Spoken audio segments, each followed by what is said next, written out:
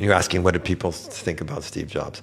Most people who worked at least, closely with him, they, again, some of them would say, this, he changed my life, this is why I'm doing what I'm doing. Others would say, oh, it's difficult, he's had a big ego. Often, a lot of times he knew what he didn't want at first than what he did want, so you go, no, not that. But, they might complain a little bit. But if you said, well, so would you work with Steve Jobs again?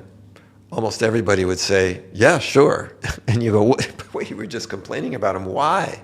So, because I knew we were making a difference. I knew I would grow, I knew I was not going to be in, I didn't go to this job to be in my comfort zone. Yeah. And that's what Steve Jobs would say too. It's like, he was like the tough sport coach. Yeah. You hate him because he makes you suffer, but you grow, you learn, you become better. That's what he said.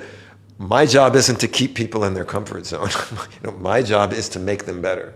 My job is, of course, make them better because we're making the world better. We're making this company better. And I think that was absolutely true. That wasn't bullshit.